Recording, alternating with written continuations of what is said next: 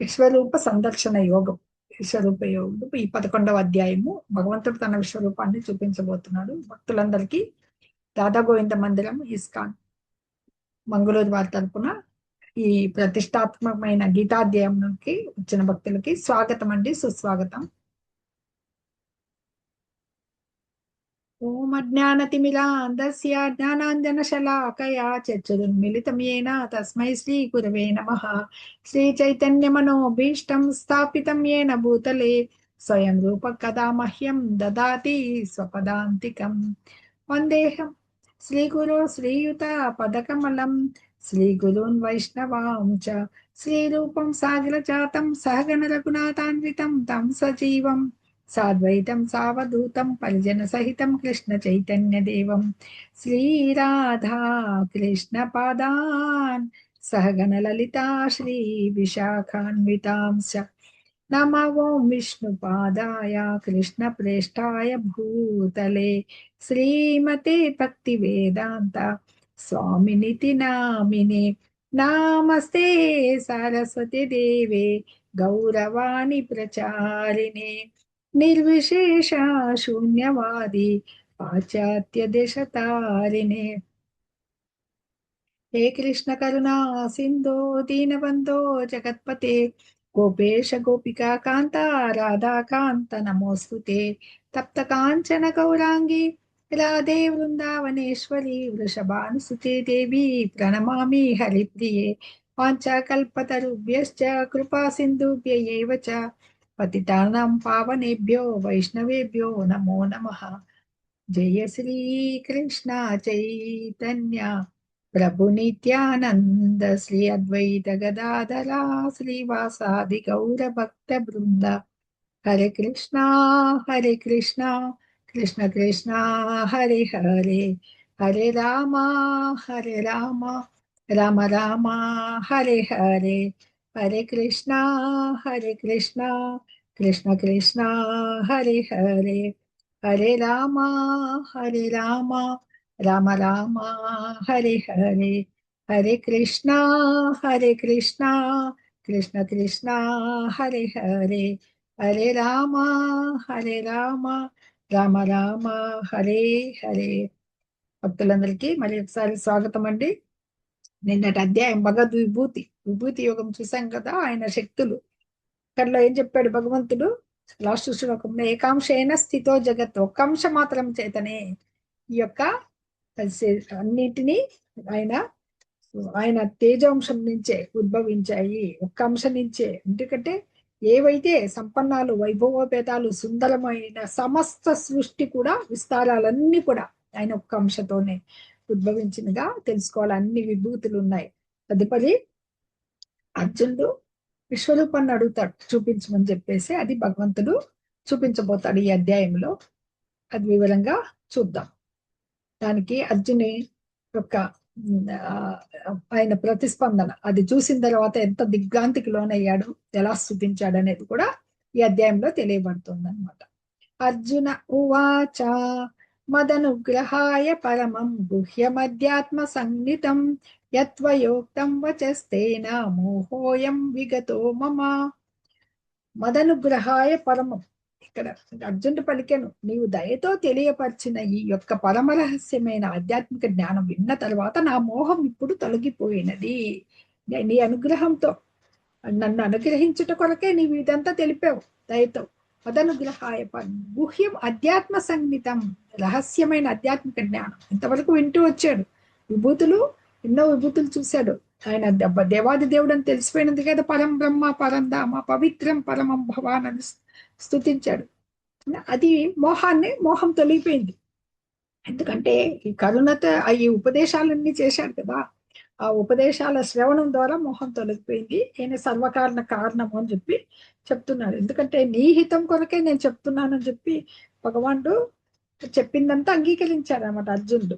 ఇదంతా కృష్ణ కరుణ చేతనే జరుగుతోందని తెలుసుకున్నాడు అనమాట. అందుకు ప్రతి అనువనువున భగవంతుడు ప్రతి జీవి హృదయంలో పరమాత్మ రూపంలో ఉన్నాడని కూడా సంపూర్ణ నిశ్చయానికి రావడం జరిగింది అనమాట. యో మామజమనాదిం చ వేత్తి లోకమహేశ్వరం అసమ్మూఢ సమత్యేషు సర్వపాపై ప్రముచ్యతే. ఓ పురుషోత్తమ, ఓ పరమేశ్వర, నేను ఇక్కడ నా ముందు నీ అసలు రూపం చూసినప్పటికీ నీవు ఇంకా ఈ విశ్వం నందు ఎలా ప్రవేశించావో చూడాలని కోరుకుంటున్నాను. నేను నీ యొక్క ఆ రూపాన్ని చూడాలనుకుంటున్నాను. ఇది అడిగే ముందర నీ వర్ణించిన రీతిగా ఇంకా అన్ని అంత శ్రవణం చేశాడు. ఓ కమల పత్రాక్ష, నేను సర్వ జీవుల జనన మరణాల గురించి వివరంగా శ్రవణం చేశాను. అవ్యయం అంటే ఎంత తీసినా వ్యయం కాంది, ఆయన పూర్ణుడు. ఈశోపనిషత్ చెప్తుంది, ఓం పూర్ణమద పూర్ణమిదం పూర్ణాత్ పూర్ణముదచ్యతే అని చెప్తుంది. కాబట్టి ఆయన పూర్ణుడు, ఎన్ని వచ్చినా పూర్ణాలు ఆయన పూర్ణుడిగానే ఉంటాడు. నీ మహాత్యాలు ఎన్ని వచ్చినా అన్ని గుర్తించాడు అనమాట.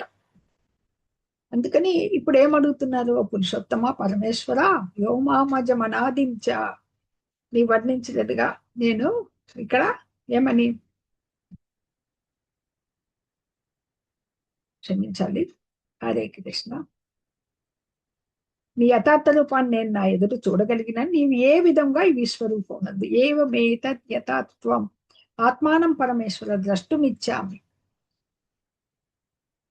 ఇదే రూపం ఐశ్వరం పురుషోత్తమ, నీ రూపాన్ని నేను దర్శించాలనుకుంటున్నాను. ఎందుకంటే ఈ వచనాలచే జ్ఞానవంతుడయ్యాడు కదా ఈయన.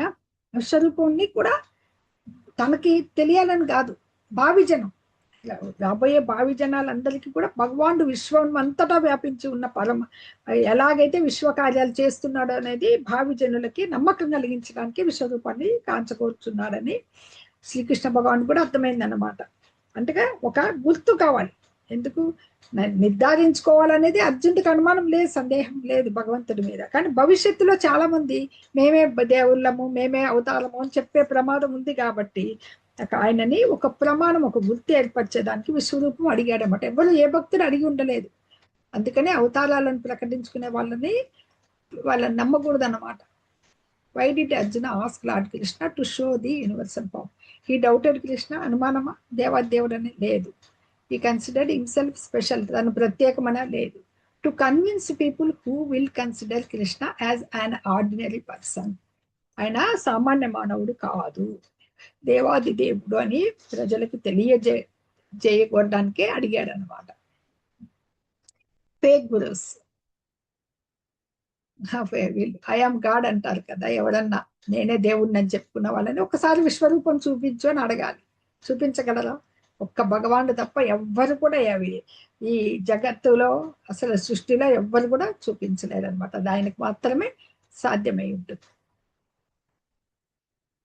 మన్యసే యది తచ్చక్యం మయా ద్రష్టుమితి ప్రభో యోగేశ్వర తతో మే త్వం దర్శయాత్మానమవ్యయం. ఇక్కడ ఓ ప్రభు యోగేశ్వర, నీ జగద్రూపం దర్శించగలిగే సమర్థత నాకు ఉంది అని నీవు అనుకుంటే దయచేసి ఆ పరిమితమైన విశ్వరూపం నాకు చూపించుము. జగద్రూపం, ఆ విశ్వరూపాన్ని ఆయనకి సమర్థుడని తలిస్తే యోగేశ్వర అని చెప్పేసి యోగేశ్వర తతో మేత్వం, యోగేశ్వరుడు అని పిలుస్తున్నారు ఆయన. ఎందుకంటే యోగంలో కల్లా ఈశ్వరుడు ఆయన. యోగం కదా ఇది కూడా, విశ్వరూప సందర్శన యోగం. మన్యసే యది తచ్చక్యం, నీవు తలస్తే, మన్యసే నీవు అనుకుంటే, యది అది నీవు తలంచినచో, మన్యసేది తత్ అది శక్యం అది సాధ్యమని, మయా నాచే ద్రష్టం చూచుటకు ఇది ప్రభో, ఓ యోగేశ్వర, అప్పుడు నాకు నీవు దర్శయ ఆత్మ, నాకు ఆత్మానం నిన్ను నిత్యమైన, నేను సమర్థుడనని తలుచుకుంటే. ఎందుకంటే భగవంతుని ప్రేమయుత సేవ ద్వారా తప్ప భగవంతుని ఎవరు దర్శించలేరు, అవగాహన కాదనమాట. ఈయన ఏం చేశాడు ఇప్పుడు? ఊహాశక్తికి కానీ కల్పనా శక్తికి కానీ పోలేదు అర్జునుడు. కేవలము భక్తుడిగా భగవంతుని మీదే తన సామాన్యుని నేను ఒప్పుకుని శ్రీకృష్ణ భగవాన్ని పరిమితి లేని ఆ స్థితిని స్తుతిస్తున్నాడు అనమాట. అంటే కనుకనే ఇక్కడ యోగేశ్వర నాకు ఈ అపరిమితమైన విశ్వరూపాన్ని చూపించు అని ప్రాధాయపడుతున్నాడు అనమాట. శ్రీ భగవాన్ ఉవాచ పశ్య మే పార్థ రూపాణి శతశోత సహస్రశః నానా విధాని దివ్యాని నానా వర్ణాకృతిని చ. శ్రీ భగవానుడు పలికాడు, పశ్యమే పార్థ రూపాన్ని. పశ్యం అంటే చూడడం, నువ్వు దర్శించు, చూడుము. నా యొక్క ఓ పార్థ, ఓ అర్జున, వందల వేల కొలదిగా గల వివిధ అద్భుతమైన ఆకృతులు, పరిమాణములు, రంగులతో కూడిన నా యొక్క స్వరూపమును ఇప్పుడు చూడుము. పార్థ శతశోత సహస్రాని, వందలు వేలు, నానా విధాని దివ్యాని నానా వర్ణాకృతిని చ, ఇవి నీవు చూడుము అని చెప్పి ఇక్కడ అడుగుతున్నారు. భక్తులు 20 మంది వరకు చేరారు. మాతాజీలు, ప్రభుజీలు నిన్నటి అధ్యాయంలో చిన్న ప్రశ్నలు అడుగుతాను, తర్వాత చాట్ బాక్స్ లో పెట్టండి. నలుగురు కుమారులు ఎవరు? ఆయన నుంచి ఉద్భవించిన మానస పుత్రుల్లో నలుగురు కుమారులు ఎవరు? బ్రహ్మ నుంచి ఉద్భవిస్తారు. మహర్షులలో భగవంతుడు ఎవరని చెప్పారు?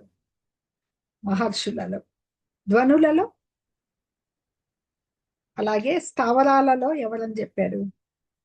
యక్ష రాక్షసులలో ఆయన ఎవరు? సేనానాయకులలో ఆయన ఎవరు? అలాగే వేదాలలో ఏ వేదాన్ని అని చెప్పాడు భగవంతుడు? అలా ఋతువులలో తన ఏ ఋతువునని చెప్పాడు. ఇలాగా చిన్న చిన్న మీకు గుర్తులు లేకపోతే మళ్ళీ ఒకసారి చెప్తాను. నలుగురు కుమారుల పేర్లు ఎవరు? వాళ్ళు మానసపుత్రులు, బ్రహ్మగా వస్తారు. ఆయన నుంచి మానసికంగా బ్రహ్మ మానసపుత్రులు అంటారు. వాళ్ళు నలుగురు చతుర్కుమారులు. అలాగే ధ్వనులలో భగవంతుడు ఎవరు? తను ఎవరని చెప్పారు? స్థావరాల్లో ఎవరు? అలాగే యక్షరాక్షసుల్లో భగవంతుడు ఎవరు? తన విభూతి ఏంటి? తన శక్తి ఏంటి? ఏ విధంగా వ్యక్తమయ్యాడు? సేనానాయకులలో ఆయన గొప్ప సేనానాయకుడు ఎవరు? వేదాలలో ఆయన ఏ వేదాన్ని అని చెప్పారు? ఋతువుల్లో ఆయన ఏ ఋతువు? చాలా ఉన్నాయి, మచ్చుకి కొన్ని అడిగాను. హరే కృష్ణ. చాట్ బాక్స్ లో పెట్టండి. ఇహైకస్తం జగత్కృష్ణం పశ్యాద్య సచరాచరం మమ దేహే గుడాకేశ యచ్చాన్యద్రష్టుమిచ్చసి. ఓ గుడాకేశ, నీవు చూడాలనుకున్నది ఈ శరీరంలో ఒకేసారి చూడవచ్చు. ఈ సార్వత్రిక రూపం నీవు ఇప్పుడు కోరుకునే అన్నిటినీ భవిష్యత్తులో నీవు కోరుకునే దాన్ని నీకు చూపిస్తుంది. అంతా ఇక్కడ పూర్తిగా ఉంది. ఓ గుడాకేశ అంటున్నాడు ఇక్కడ మళ్ళీ ఒకసారి. మనకు రెండో అధ్యాయంలో కూడా చాలా సార్లు ఇంత ముందు కూడా వచ్చింది. నిద్రను జయించిన వాడు అజ్ఞానాన్ని జయించిన వాడు కదా అని. అంటే ఇక్కడ ఇహేకస్తం జగత్కృష్ణం, ఒక్క చోటనే నిలిచి ఎవరు సమస్త విశ్వాన్ని చూడలేరు. ఎంత గొప్ప శాస్త్రజ్ఞుడైనా కానీ ఇక్కడ నిలబడి ఇంకొక చోట, ఇంకో దోషం కాదు, మన పక్క గదిలో ఏం జరుగుతుందో కూడా మనం చూడలేం. అలాగే అర్జున్ అంటే భక్తుడికి మాత్రం అవకాశం వచ్చింది విశ్వంలో సర్వాన్ని గాంచగలిగేదానికి, భూత భవిష్యత్ వర్తమానంలో. ఆ శక్తిని ఎవరు ఇస్తున్నారు? భగవంతుడు ఇస్తున్నాడు అనమాట. ఆ కరుణ వల్లనే అర్జునుడు ఇప్పుడు చూడబోతున్నాడు. అంతా ఇక్కడ పూర్తిగా ఉంది. యచ్చాన్య ద్రష్టుమిచ్చేసి అంటే మరి ఏది ఇతరమైన ద్రష్టు నాయందే చూడమని చెప్పేసి చెప్తున్నాడు. మరి చూచుటకు, చూచుటకు నువ్వు కోరుకున్న రీతిగా నేను చూపిస్తాను అని చెప్తున్నారు భగవంతుడు. ఓకే, ఇక్కడ విశ్వరూపం ఇమేజ్ చూపిస్తున్నారు, వర్ణన వస్తుంది మనకి. హరే కృష్ణ. నతు మాం శక్యసే ద్రష్టుం అనేనైవ స్వచక్షుషా దివ్యం దదామి తే చక్షుః పశ్య మే యోగమైశ్వరం. నతు మాం శక్యసే ద్రష్టుం, నాతు కానీ నన్ను, శక్యసే నువ్వు నన్ను సమర్థుడవు కాదు చూడటానికి, ద్రష్టుం చూచుటకు, అనేనైవ స్వచక్షుష నీ యొక్క ఈ నేత్రములతో నీవు ఇప్పుడు చూడలేవు. భగవంతుని చూడాలంటే దివ్య చక్షువులు కావాలన్నమాట. దివ్యం దదామితే చక్షుషు, ఇస్తాను, దదామి నేను ఇస్తాను దివ్యమైన చక్షువులు, కన్నులు నీకు ఇస్తాను. పశ్యమే యోగమైశ్వరం, కానీ నా యొక్క విశ్వరూపాన్ని నీ ప్రాకృతిక కళ్ళతో చూడలేవు. భగవంతుణ్ణి దర్శించాలి అంటే ఆయనకి ఆధ్యాత్మిక దృష్టి కావాలి. అందుకే కదా భక్తులు తమ మనోనేత్రం తెలుసుకోవాలంటే ఏం చేయాలి? ఆయన్ని దర్శించాలి. పరమాత్మ రూపంలో ఉంటాడు. ఆ మనోమాలిన్యాన్ని తొలగించుకోవాలి కదా, చేతోదర్పణ మార్చనం. ఆ ధూళిని రోజు దాన్ని ఎప్పటికప్పుడు తొలగిస్తూ ఉంటేనే, పొద్దున్న లేస్తాం, మంగళారతి చూస్తాం, మాలలు చేస్తాం, ఉంటాం సత్వగుణంలో కొద్దిసేపు, మళ్ళీ భౌతిక కాలుష్యము బయటకు వస్తేనే అలుముకుంటూనే ఉంటుంది ఏదో ఒక రీతిగా. ఆ యొక్క సత్వగుణానికి రావాలి, శుద్ధ సత్వగుణానికి వస్తేనే మన హృదయస్థ పరమాత్మ మనకి పవిత్రుడైనప్పుడే, మనము పూర్తిగా ప్యూరిటీ వచ్చినప్పుడే భగవంతుని దర్శించగలుగుతాం. అలాగే అర్జునుడికి ఇక్కడ ఉన్న విశ్వరూపాన్ని ఆయన ఈ నేత్రాలతో చూడలేడు, సంజయుడికి అట్లే దివ్య దృష్టిస్తే ఇప్పుడు జరిగేదంతా చూస్తున్నాడు కదా భారత యుద్ధంలో. యుద్ధం అంతా చూసి ఆయనకి చెప్తాడు ధృతరాష్ట్రునికి. అలాగే దివ్య దృష్టిని ప్రసాదిస్తున్నా నా యొక్క మహాద్భుత వైభవం పశ్యమే యోగమైశ్వరం. చూడుము పశ్యమే, చూడు యోగమైశ్వరం మహాద్భుత వైభవాన్ని చూడమని చెప్పేసి ఇక్కడ చెప్తున్నారు అనమాట. ఎందుకంటే ఆయనతో ప్రేమపూర్వకమైన సంబంధంతోనే కానీ ఆకర్షితులు అవుతారు కానీ ఆయన నిన్న విభూతులు శక్తులు చూసి కాదు, ప్రేమ భగవంతుని కరుణతోనే చూడాలి, కరుణతోనే ఆయనకి దగ్గరికి కావాలన్నమాట. శ్రీకృష్ణునికి బాల్యం అంతా ఎక్కడ గడిచింది? బృందావనంలో గడిచింది. ఆయనతో ఆటలాడుకున్నారు గోపాలకులు, మిత్రులు ఉన్నారు, తల్లిదండ్రులుగా యశోదానందులు ఉన్నారు. ఎవ్వరు కూడా ఆ విభూతుల్ని ఎప్పటికీ అడగలేదు, వైభవాలు కానీ ఎవ్వరికి చూపించలేదు కూడా. శుద్ధ ప్రేమలో ఎంత మునిగిపోయారంటే వాళ్ళకి అసలు దేవదేవుడైన విషయం అయితే మర్చిపోయారు అనమాట. ఆయన ఎన్ని రోజు విభూతుల్ని రోజు వాళ్ళని చంపుతున్నా కానీ మాలో ఒకడే మా కృష్ణుడే అనుకుంటారనమాట. అంత ఘన పుణ్యాత్ములు వాళ్ళు ఆయనతో ఆడుకున్నారు. దానికి ఆ పుణ్యం చేసుకున్న దానికి వాళ్ళు ఎన్ని జన్మల నుంచో వాళ్ళు ఆ పుణ్యం తర్వాతే వాళ్ళు ఆ జన్మల తర్వాతే అది పొందగలిగారు అనమాట. బృందావన లీలల్లో వాళ్ళు పాలు పంచుకోగలిగారు. ఓకే, సంజయ సెడ్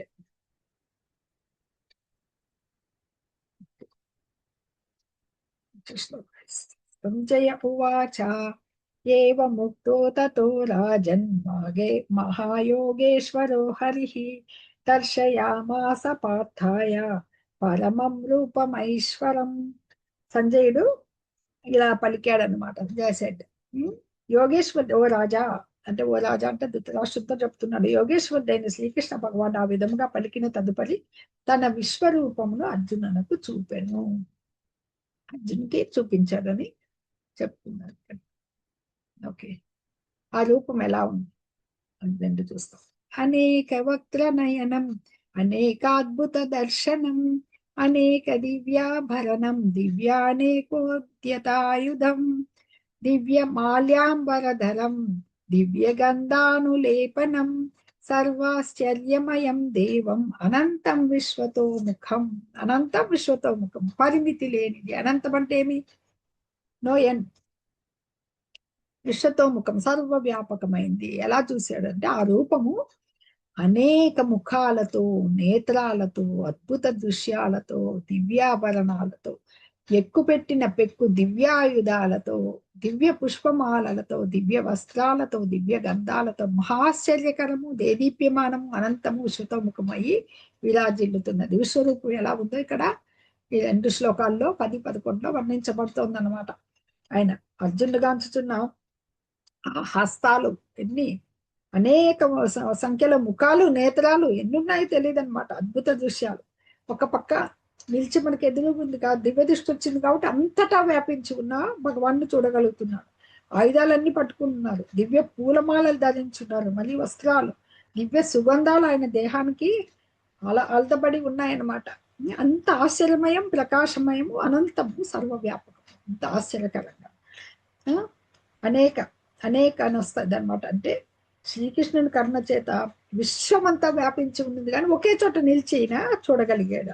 దానికి కారణం ఏమంటే భగవంతుని యొక్క అచింత్య శక్తి.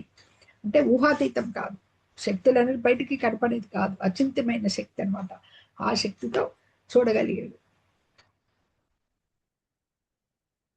తదుపరి ఎలాగా, ఇప్పుడు hundreds of thousands of suns rose up at once into the sky, they might resemble the effulgence of the supreme person in that universal form. అంటే 12వ శ్లోకంలో ఏం చెప్తారంటే, దివి సూర్య సహస్ర భవేద్యుగపతిత యదిభా సదృశీ స్యాద్భాసస్య మహాత్మన.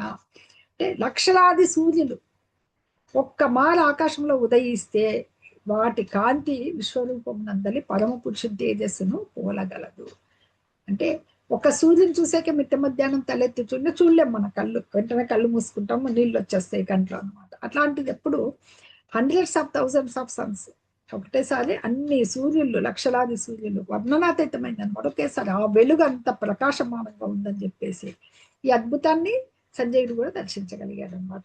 అది ఎలాగో అది కూడా ధృతరాష్ట్రంకి వర్ణిస్తున్నాడు అనమాట, చెప్పడానికి అనమాట. వాళ్ళు యుద్ధ రంగంలో లేరు, సంజయుడు కానీ ధృతరాష్ట్రుడు కానీ లేడు. కానీ వ్యాసుని అనుగ్రహం వలన, వ్యాస భగవాన్ అనుగ్రహం వలన సంజయుడికి దివ్య దృష్టి ఉంది కాబట్టి చూడగలిగాడు అనమాట. కనుకనే ఎలాగా అనేది వర్ణించి చెప్పగలుగుతున్నాడు అన్నమాట ధృతరాష్ట్రునికి.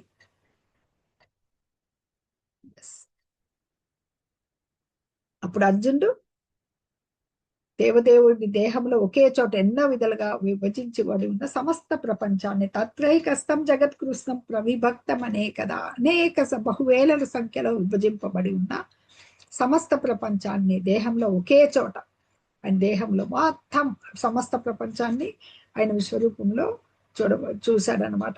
ఎందుకంటే వాళ్ళిద్దరు అక్కడే ఉన్నారు రథంలో, కానీ అర్జునుకు ఒక్కడికి దివ్య దృష్టి కాబట్టి అతను తప్ప ఇద్దరు రంగంలో ఎవరు ఇంకా చూడలేదన్నమాట. అర్జునుడు వేలాది లోకాలు, దేహంలో వేలాది లోకాలు చూశాడు. లోకాలు మరియు విశ్వాలు చాలా ఉన్నాయి, రకరకాలతో తయారైంటి అనమాట అవి. అవిని వేదవాన్మయంలో కూడా అవి చెప్పబడుతుంది. తన రథం మీదే ఉండి చూడగలిగాడు. తతస్స విస్మయావిష్టో రుష్టరోమా ధనంజయః ప్రణమ్య శిరసా దేవం కృతాంజలిర్భాషతః. అప్పుడు అర్జునుడు దిగ్భ్రాంతి చెంది విస్మయమునకు లోనయ్యాడు. ఎవరికైనా తన చిన్ననాటి స్నేహితుడు రోజు ఆడుకుంటూ పాడుకుంటూ తిరిగి నా బంధువు సఖ్యుడు ఆయన భక్తుడయ్యి నాకు ఈ హితబోధ చెయ్యి, ఇప్పుడు క్లిష్ట పరిస్థితుల్లో నాకు ఏదైనా ఉపదేశాన్ని ఇచ్చి అడిగితే దేవుడు పరంబ్రహ్మ అన్ని శక్తులు చెప్పాడు, కానీ ఒక్కసారి ఆ విశ్వరూపాన్ని చూసేసరికి అర్జునుడికి దిగ్భ్రాంతి చెందాడు. విస్మయం, ఆశ్చర్యంతో అన్నమాట. రోమాలు నిక్కబొడుచుకున్న వాడే హృష్ట రోమా ధనంజయ ప్రణమ్య శిరసా దేవం, చేతులు జోడించి తల ఉంచుకుని పరమ ప్రభువును ప్రార్థించడం మొదలు పెట్టాడనమాట. ఇక్కడ అర్జునుడు ఇంతవరకు మనం ఏం చెప్పుకున్నాం, సఖ్య భక్తుడు అని చెప్పుకున్నాం. అంటే రసాలు 12 ఉంటాయి కదా, వాత్సల్య రసము, మాధుర్య రసము. అలాగా ఆ రసాల్లో ఒక రసము అద్భుతము, బీభత్సము, భయానకము అన్ని ఉన్నాయి, హాస్యం అవి. కానీ ముఖ్యమైన 5 రసాలు మాత్రం బృందావనంలో ఉంటాయి. ఈయన సఖ్యుడు, ఆయనకి సఖ్యరసంలో ఉన్నవాడు భక్తుడు అనమాట. ఈ స్నేహపూర్ణ రసము ఏమిగా మార్పు చెందిందంటే అద్భుత రసంగా మార్పు చెందింది. ఎందుకంటే అద్భుత సంబంధంతో ఉత్తేజిత వచ్చేసింది. ఎవరికైనా సడన్ కాదు, ప్రిపేర్ అయి ఉన్నాడు, కానీ అలాంటి శక్తిని చూస్తే ఆయన స్వాభావికంగా ఆయనకి సమచిత్తుడు, కొంచెం శాంతుడు. చూశాం కదా ఆయన కరుణాహృదయం మొదటి అధ్యాయంలో. ఈ అద్భుత రసభావంలో అతడికి పరవశం. అక్కడ రోమాంచమైండేది ఆ విషాదంతో అందరిని చంపాలని. ఇప్పుడు భగవంతుని దర్శించిన ఆ సందర్భంలో రోమాంచితమైందన్నమాట. దోశలు ఎగ్గి ఆయనకు అంజలి గట్టించి ఆయన్ని స్తుతించడం మొదలు పెడతాడు. అనక ఇక్కడ భావం ఏంది, అవ్యక్తమైన భావం అద్భుత రసం అన్నమాట. అంటే ఈ సఖ్య సంబంధంలో ఈ రసం వచ్చేసింది అనమాట. అర్జున ఉవాచ, ఇక్కడ నుంచి అర్జునుడు స్థితి స్టార్ట్ అవుతుంది. పశ్యామి దేవాంస్తవ దేవదేహే సర్వాంస్తథా భూత విశేష సంఘాన్ బ్రహ్మానమీశం కమలాసనస్థం ఋషీంశ సర్వానురగాంశ్చ దివ్యాన్. అర్జునుడు పలికెను, పశ్యామి దేవాంస్తవ దేవదేహే, ఓ శ్రీకృష్ణ, నీ దేహము యందు నేను సకల దేవతలను, ఎన్నెన్నో ప్రాణికోటి సమూహములను, కమలము యందు కూర్చుని ఉన్న బ్రహ్మదేవుడిని, శివుడిని, అందరి ఋషులను మరియు దివ్య సర్పములను చూచుచున్నాను. అందరినీ తను ఎవరెవరు చూశాడో ఆయన దేహంలో ఉన్న వాళ్ళందరినీ ఇక్కడ చెప్తున్నాడు అన్నమాట. పద్మాసనంలో కూర్చుని ఉంటాడు పద్మంలో బ్రహ్మ, విశ్వములందు తొలి జీవి ఆయనకి. అలాగే విశ్వకు ఆ కింద గర్భోదక సాయి విష్ణువు అని మనం చార్టులో చూపించాం. అంత మొత్తం ఆయన శయనించిన దేవతా సర్పం అన్నమాట. అది ఉంటుంది కదా, ఆ సర్పతల్పము ఆ మీద శయనించుంటాడు. అలాగా ఈ గర్భోదక సాయి విష్ణువు మొదలుగా విశ్వనందుని పై వరకు అందరినీ చూశాడు అనమాట. అత్యంత ఉన్నత భాగం వరకు ఆద్యంతం అంతా చూశాడు. కృష్ణుని కర్ణ చేత ఇలా చూడగలిగాడు. ఇంకా ఏమి స్తుతిస్తున్నాడో, ఏం చూశాడో చూద్దాము. అనేక బాహూదర వక్త్ర నేత్రం పశ్యామి త్వాం సర్వతోనంత రూపం నాంతం న మధ్యం న పునస్తవాదిం పశ్యామి విశ్వేశ్వర విశ్వరూప. ఓ విశ్వేశ్వర, విశ్వరూపుడా, అనేకమైన రూపాలు ఉన్నాయి. అనేకమైన అంటే విశ్వరూపుడు అంటే మొత్తం విశ్వమంతా రూపం ఉంది ఆయనకి. అనేకమైన చేతులతో, ఉదరములతో, ముఖములతో, కళ్ళతో ఉన్న నీ యొక్క అనంతమైన రూపములన్నీ నీ దేహంలో చూస్తున్నాను. నీ యందు ఎటువంటి ఆది మధ్య అంతములు నేను చూడలేకపోతున్నాడు. అంతటా ఉన్నాడు విస్తరించి. ఎక్కడ మొదలైంది, ఎక్కడ చివరిందో తెలియదు. ఎన్ని చేతులు ఉన్నాయో తెలియదు, ఉదరాలు, అనంతమైన రూపాలన్నీ ఉన్నాయన్నమాట. పూర్ణ పురుషోత్తముడు కాబట్టి ఇదంతా చేయగలిగాడు ఆయన. అనాది మధ్యాంతమనంత వీర్యం అనంత బాహుం శశి సూర్య నేత్రం పశ్యామి త్వాం దీప్తహుతాశవక్త్రం స్వతేజసా విశ్వమిదం తపంతం. నీవు ఆది మధ్య అంతము లేకుండా ఉన్నావు. నీ మహిమ అనంతము. నీవు అనేక బాహువులు కలిగి ఉన్నావు. సూర్యచంద్రులు వెలుగుతున్నాయి నేత్రాలు. నోటి నుండి అగ్ని జ్వలిస్తోంది అన్నమాట. నీ తేజస్సుకి ఈ సమస్త సృష్టిని ఉత్తేజపరుచుతున్నటువంటి నిన్ను నేను దర్శిస్తున్నాను. ఇక్కడ భగవంతుడు ఎలా చూశాడో చెప్తున్నాడు ఈ షడ్గుణైశ్వర్యాలోని ఎన్నిసార్లు అని చెప్పేసి. ఇక్కడ రథంలో ఉన్నారు, కానీ ఆయన విశ్వరూపంలో ఎంతున్నారు. అన్ని రూపాలు, ఎన్ని ఆది మధ్య అంతము లేకుండా ఎటు తిరిగినా ఆయనే కనపడుతున్నాడు అనమాట. ద్యావా పృథివ్యోరిదమనంతరం హి వ్యాప్తం ద్వయైకేన దిశశ్చ సర్వాః దృష్ట్వాద్భుతం రూపముగ్రం తవేదం లోకత్రయం ప్రవ్యథితం మహాత్మన్ ద్యావా పృథివ్యోరిదమంతరం హి. అక్కడ ద్యావా పృథివ్య, అంతరిక్షానికి మరియు భూమికి, ఏదైతే అంతరిక్షం ఉందో ఆకాశంకి భూమికి, ఇదం అంతరం మధ్యనున్న ప్రదేశము, భూమి ఆకాశాల మధ్యలో ఉన్న ప్రదేశం, ఈ నిశ్చయంగా వ్యాప్తం ఆవరింపబడిన, త్వయా నీచే, ఏకేన ఒక్కరిచే, దిశశ్చ దిక్కులన్నీ, సర్వాన్నియును, దృష్ట్వాద్భుతం అంటే ఈ చూసి ఆశ్చర్యకరమైన ఈ రూపం, ఉగ్రం తవేదం భయంకరంగా ఉంది. ఒకసారి అలాగే చూసేసరికి భయం వేస్తుంది కదా. ఇన్ని రూపాలు, ఇన్ని ముఖాలు, ఇన్ని ఆయుధాలు, ఇన్ని ఉదరాలు, ఇన్ని హస్తాలు. ఇంకా లోకాలన్నీ కలత నొందుతున్నాయి. లోకత్రయం, ముల్లోకాలు, భూతలోకాలు, అధోలోకాలు, మధ్యలోకం, ప్రవ్యతితం కలత నొందినవి. మహాత్మను, మహానుభావ, నీ ఒక్కడివే అయినా ఈ ఆకాశమును సకల లోకాలను వాటి మధ్య గల ప్రదేశం అంతా వ్యాపించున్నావు. ఓ మహాత్మా, నీ అద్భుతమైన భయంకరమైన రూపాన్ని చూసి సకల లోకాలు భయంతో కంపించిపోవడాన్ని ఈయన గమనిస్తున్నాడు అనమాట. అంటే ఇతర లోకాల వాళ్ళకు కూడా కనిపించాడు. ఎందుకంటే వాళ్ళకి ఆల్రెడీ వాళ్ళు దేవతలు. అమేహి త్వాం సురసంగాభిశంతి కేచిద్భీతా గాంజలయో గృణంతి స్వస్తిత్యుక్త్వా మహర్షి సిద్ధ సంగాః స్తువంతి త్వాం స్తుతిభిః పుష్కలాభిః. అమిహి త్వాం అంటే నిశ్చయంగా నిన్ను, సురసంగ అంటే దేవతల సంఘాలు, సురులు అంటే దేవతలు, అసురులు అంటే దానవులు కదా, విశంతి ప్రవేశించుతున్నావు, కేచిద్భీత వాళ్ళలో భయపడిన వాళ్ళై, ప్రాంజలయో గృణంతి అంటే ప్రార్థన చేస్తున్నారు దేవతలకి. భగవంతుడు స్వస్తి ఇది, శాంతి శాంతి అని చెప్పాను. ఉక్త్వా నిలిచి, మహర్షులు సిద్ధ సంఘాలు, సిద్ధులు, సాధ్యులు, గంధర్వులు, విద్యాధరులు, వీళ్ళు దేవతలు అంతా ఉంటారు కదా, అలాగే మహర్షులు అంతా కూడా స్తువంతి స్తుతిస్తున్నారు, ఆయన్ని స్తోత్రాలు చేస్తున్నారు అనమాట. స్తుతులతో, పుష్కలాభిహి, పుష్కలాభిహి అంటే వేద మంత్రాలతో దేవతలంతా నీ యొక్క ఆశ్రయం పొందుతూ నీలో ప్రవేశిస్తున్నారు. కొందరు బీతులై చేతులు జోడించి నిన్ను కీర్తిస్తున్నారు. మహర్షులు, సిద్ధులు శాంతి శాంతి అంటూ వేద మంత్రాలతో నిన్ను ప్రార్థిస్తున్నారు అని చెప్తున్నారు. ఎందుకంటే ఆ విశ్వరూపము, ఆ దేదీప్యమైన తేజము ఎందుకు తీసుకున్నారో అర్థం కాక రక్షణ కొరకు ప్రార్థనలు చేయడం మొదలు పెట్టారన్నమాట. ఇంకా ఇంకా ఏమని స్థుతిస్తారంటే ఆయన, ఎందుకంటే ఆదిత్యులు, వసువులు, పరమశివుని పలు రూపాలు, సాధ్యులు, విశ్వదేవతలు, అశ్విని కుమారులు, మరుత్తులు, యక్షరాక్షసులు అందరూ సిద్ధులు ఆయన్ని ఆశ్చర్యంతో చూస్తూ ఉంటారన్నమాట.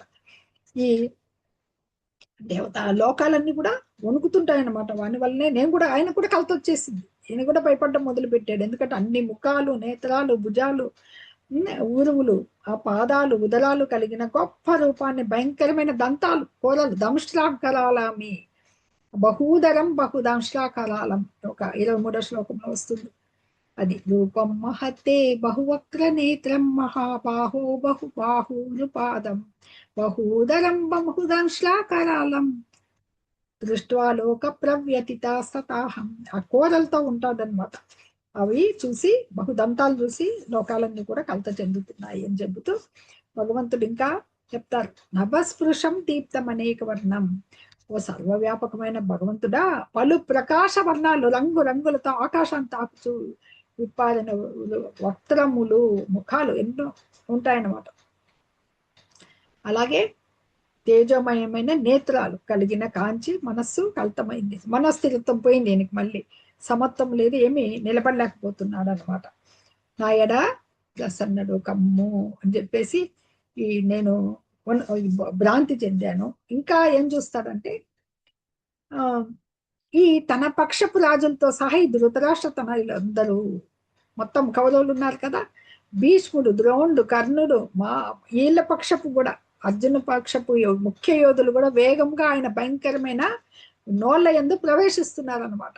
అంటే ఆయన భూత భవిష్యత్ వర్తమాన కాలాలు జరగబోయే కాల రూపంలో చూపిస్తున్నాడు. వారిలో కొందరు ఆయన దంతాల కింద అడుమ చూర్ణమైపోయి తగులుకొని కనపడుతున్నారు అనమాట.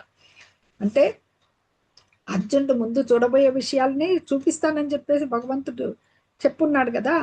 అలాగే అర్జునుడు తన విరోధి పక్షంలో ఉన్న సేనా నాయకులు, శత్రు సైనికుల వాళ్ళంతా భీష్ముడు, ద్రోణుడు, కర్ణుడు, ఈ కౌరవులు అందరు వారి సేనలు, అందరు తన సొంత సేనలు కూడా అందరు నశించిపోయి చూస్తున్నారు అనమాట. అంటే దాదాపు సర్వులు మరణించిన తర్వాత ఇది నీకు విజయం సిద్ధిస్తుంది అనే దానికి ముందు సూచన. అక్కడ భీష్ముడు సైతం కూడా అజేయుడైన నశించిపోతాడని చూపబడుతుంది. కర్ణుడు కూడా మరణిస్తాడనమాట. విరోధి సైన్యంలో భీష్ముడు వంటి యోధులే గాక మహాయోధులు కూడా నశించగలరని చెప్తుంది. ఎలాగైతే నదీ ప్రవాహాలు, నదులన్నీ పోయి ఎక్కడ కలుస్తాయి? సముద్రంలో. ఈ మహాయోధులంతా కూడా ఆయన నోళ్ళల్లో ప్రవేశించి మండిపోతున్నారు అనమాట. ఇవి ఇంకా వర్ణిస్తాడు. ఎలాగంటే ఎలా చూస్తాడంటే మనకి అగ్నిలో అగ్ని మండేటప్పుడు దీపం పురుగులు మిడతలు వస్తాయి కదా, వచ్చి పడిపోతుంటాయి కదా, అవి శలభములు అంటాం. అవి అలాగా జనాలంతా కూడా ఆయన ముఖాల్లో నోట్లో ప్రవేశిస్తున్నారు అని చెప్పేసి ఇది ఇదే ఇట్లా సమస్త జనులను నీ మండుతున్న నోళ్ళలో నువ్వు ముంగేస్తున్నావు అన్నట్టు నాకు తెలుస్తోంది. ఈ ఈ కిరణాలతో అసలుకి తాపకారణం అవుతున్నాయని చెప్పేసి ఇక్కడ ప్రశ్నిస్తాడనమాట. ఏమని? ఓ దేవవర, ఈ భయంకర రూపంతో ఉన్న నీవెవరో నాకు దయతో తెలియజేయము. ఎవరు నీవు అడిగేస్తున్నాడు అనమాట. ఎవరు నీవు? నీకు వందనాలు నర్పిస్తాను, నా ఎడ ప్రసన్నుడు వగము. భీతి అడిగాడు, రూపం చూపించేసి భయం చెందాడు అనమాట. నీవు ఆదిదేవుడవు, నీ గురించి నేను తెలుసుకోగలుగుతున్నాను, నీ కార్యమంతా ఏమి అని. అప్పుడు భగవంతుడు ఈ సమాధానం ఇస్తాడు అనమాట. శ్రీ భగవాన్ ఉవాచ కాలోస్మి లోకక్షయకృత్ ప్రవృద్ధో లోకాన్ సమాహర్తుమిహ ప్రవృత్తః ఋతేపి త్వాం న భవిష్యంతి సర్వే ఏవ స్థితా ప్రత్యనీకేషు యోధాః. శ్రీకృష్ణ భగవానుడు పలికెను, సమస్త లోకాలను సర్వనాశనము చేసే కాలము నేను. జనులందరినీ నశింపజేయుటకు నేను ఇక్కడికి వచ్చాను. మీరు అంటే పాండవులు తప్ప ఇరువైపులా ఉన్న యోధులందరూ చంపబడుతున్నారు. కాలరూపం కూడా భగవంతుడే.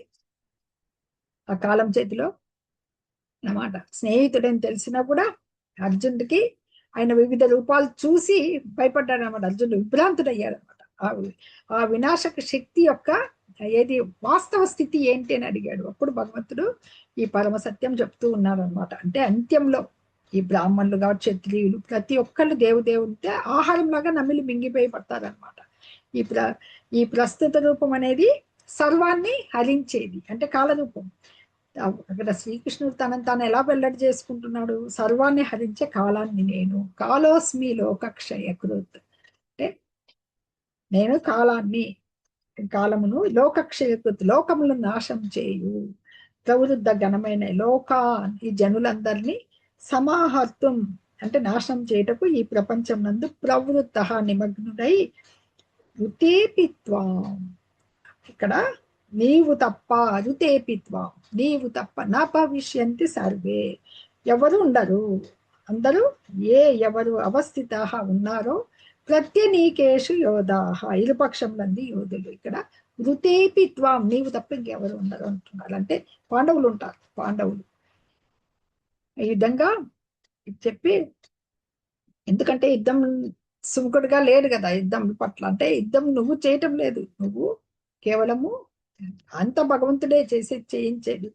యుద్ధం చేయకుండా ప్రతి ఒక్కరు నశించే తీరుతారని ఇక్కడ చూపిస్తున్నారు అనమాట. ఎందుకంటే అది సంకల్పం, భగవాని సంకల్పం. కాలము వినాశ రూపం, భగవాని సంకల్పం అట్టి కాలంలో సమస్త సృష్టి నశించిపోతుంది. అది ప్రకృతి నియమం అన్నమాట. తస్వాత్వముత్తిష్ట యశో లభస్య లభస్వా జిత్వా శత్రున్ భుంక్ష్వ రాజ్యం సమృద్ధం మయైవైతే నిహతా పూర్వమేవ నిమిత్త మాత్రం భవ సవ్యసాచి. తస్మాత్ త్వముత్తిష్ట, అందుచే నీవు ఉత్తిష్టాలెమ్ము. యశో లభస్వ, యశస్సు కీర్తిని గడింపుము, లే. ఉత్వ జిత్వా, జయించి, శత్రువులను జయించి, భుంక్ష్వ అనుభవింపుము, రాజ్యం సమృద్ధం, సమృద్ధమైన రాజ్యాన్ని. మయైవ, నా చేతనే, ఏతే వీరందరూ నిహత పూర్వమేవ, ముందే వీళ్ళంతా కూడా చంపబడ్డారు. నేను నిమిత్త మాత్రం భవ సవ్యసాచి, నీవు కేవలం ఎవరు? నిమిత్త మాత్రుడివి. అందుచే లేచి యుద్ధ సన్నద్ధుడివై కీర్తిని పొందుము, శత్రువులను జయించి సర్వ సంపదలతో ఉన్న రాజ్యాన్ని అనుభవించు. నా ఏర్పాటు చే వారు ఇంత పూర్వమే సంహరింపబడి ఉన్నారు. ఓ సవ్యసాచి, యుద్ధంలో కేవలం ఒక పనిముట్టు, ఒక టూల్, భగవంతుని చేతిలో ఒక చిన్న పనిముట్టు అనమాట. అది ఇక్కడ చెప్తున్నారు. సవ్యసాచి, సవ్యసాచి అంటే అత్యంత నైపుణ్యంతో బాణప్రయోగం చేసేవాడిని సూచిస్తారు అన్నమాట. యోధుడు అర్జునుడు. నిమిత్త మాత్రం అనేది చాలా చాలా ముఖ్యమైనది ఇక్కడ. ఇక్కడ నిమిత్త మాత్రం అంటే భగవాని సంకల్పము, ప్రణాళిక. ఒక ఆయన ప్లాన్ లేకుండా అది లేకుండా తగిన ప్రకృతి, ఈ భౌతిక ప్రకృతి అదంతకదే వచ్చింది, జీవుల వాళ్ళంతా వాళ్ళు పుట్టారు అనేది చాలా అజ్ఞానులు ఆలోచించేదనమాట. ఇట్లుండొచ్చు అట్లుండొచ్చు అంటుంటారు శాస్త్రజ్ఞులు అనమాట. ఇది కావచ్చు, ఇలా ఎండొచ్చు అని అవంతా ఊహాగానాలు చేస్తూ ఉంటారు అనమాట. ఏది భౌతిక జగత్తు సృష్టి వెనకాల ఒక అద్భుతమైన స్ట్రాటజీ ఉంది. అది ఏదంటే భగవంతుడు. ఎందుకంటే ఆయన యొక్క సృష్టి వల్లనే ఈ జీవులంతా కూడా భగవంతుని సృష్టి జరిగేది జరగనంతా కూడా ఆయన చేతనే నడిపింపబడుతుంది అనమాట. మనం ఆయన నియామకుడు, మనమంతా నియమింపబడే వాళ్ళు అనమాట. ఈ యుద్ధం కూడా ఆయన సంకల్పం చేతనే ఏర్పాటు చేయబడింది కాబట్టి ఆయన యుద్ధం చెయ్యాలని బోధిస్తున్నాడు అనమాట. అర్జున ఉవాచ స్థానే హృషికేశ తవ ప్రకీర్త్య జగత్ ప్రహృష్యత్యనురజ్యతే చ రక్షాంసి భీతాని దిశో ద్రవంతి సర్వే నమస్యంతి చ సిద్ధ సంగాః. అర్జునుడు పలికెను, ఓ హృషికేశ, నీ మహిమను పొగడుతూ జగత్తంతా ఆనందం అనురాగం పొందుతోంది. రాక్షసులు భయపడి అన్ని వైపులా పారిపోతున్నారు. సిద్ధుల సంఘాలన్నీ నీకు నమస్కరిస్తున్నాయి. నీ విషయంలో ఇదంతా సమంజసమే. ఆయన జగత్తులో వీళ్ళకి తెలుసు, ఎస్, వీళ్ళైతే ఎవరు? ద్రోణుడు, భీష్ముడు, కర్ణుడు, ఇంకా సైంధవుడు అని ఉంటారు. అందరూ కూడా చంపబడ్డారు. వాళ్ళందరినీ నీవు సంహరించి ఏమాత్రం వేతనందక కేవలం యుద్ధం వనరించని చెప్పాడు కదా భగవంతుడు ముందే అని. అయిన తర్వాత అర్జునుడు ఇప్పుడు ముకులిత హస్తుడై ఏమని అంటున్నాడంటే ఇట్లా చెప్తున్నాడు. నీ మామ విన్నంతనే ఎవరు? లోకమంతా సంతోషించి ఆయన అనురాగం చూపిస్తున్నారు. ఎవరు? భక్తులు, సిద్ధ సమూహాలు, వాళ్ళంతా గౌరవప్రదంగా ప్రార్థిస్తున్నారు ఆయన. రాక్షసులు పరిగెట్టిపోతున్నారు అనమాట. నిలిచిన అంతరిక్షం, దేవతలు, సిద్ధులు వీళ్ళంతా వీక్షిస్తున్నారు. కానీ రాక్షసులకి భయం భగవంతుని చూస్తే. ఆయన కీర్తనాలని నాస్తికులు సహించలేరు అనమాట. వాళ్ళు పారిపోతున్నారు. ఇదంతా భగవంతుని విషయంలో జరుగుతూ ఉంటుంది. అది సహజమే అని చెప్పి ఇక్కడ చెప్తున్నారు. భక్తుడైతే భగవంతుడికి ఆయన ఏ రూపంలో ఉన్నా ఆకర్షితుడైతాడనమాట. ఇంకా అర్జునుడు శుద్ధిస్తాడనమాట. ఏమని? సర్వకారణ కారణుడు కదా నీవు, ఆదిదేవుడు, సనాతన పురుషుడు అని చెప్తూ ఉన్నారు కదా. అన్ని నీ సమస్త విశ్వము నీచే ఇది ఆవరించబడి ఉంది కాబట్టి నీకు అన్ని వైపుల నుంచి ఇప్పుడు ముందు ఆయనని చూశాడు, తదుపరి భయపడ్డాడు, తదుపరి భగవంతుడు చెప్పాడు కాలరూపంలో ఎవరు నీవు అంటే, తదుపరి ఆయన్ని స్తుతిస్తున్నాడు అనమాట. నీ మొత్తం నీవే అయి ఉన్నావు, నీకు అన్ని దిక్కుల నుంచి నేను, ఈయన కూడా స్తుతిస్తూ నమస్కారాలు చేస్తున్నాడు అనమాట. చేస్తూ ఇక్కడ చెప్తూ ఉన్నాడనమాట, నేను నీకు భగవంతుడు కదా. కానీ ముందు ఎవరికి, శ్రీకృష్ణ భగవానుడికి ఈయనకు ఉన్నది సఖ్యరసం. సఖ్యంలో ఎలా ఉంటారు వాళ్ళు, ముందు సఖ్యుడు, తర్వాత బంధువు, మేనత్త కుమారుడు, ఇవన్నీ ఉన్నాయి. ఆ సఖ్యంలో ఉన్నప్పుడు ఒకే శయ్యాసనులు, ఒకే శయ్య మీద కూర్చున్నప్పుడు, భోజనాలు చేసేటప్పుడు, విహరించేటప్పుడు, ఓ కృష్ణ, ఓ యాదవ, ఓ సఖ అంటూ సంబోధనాలచే చాలాసార్లు అగౌరవపరిచినట్లుగా భీతి చెందుతాడు అనమాట అర్జునుడు. అర్జునుడితో దివ్య భూతి, ఇప్పుడు దేవాది దేవుడు, దివ్య విభూతి సంపన్నుడు భగవానుడు, కానీ అంత సామాన్యుడిలాగా, సఖ్యుల్లాగా మిత్రులతో వ్యవహరించాడు.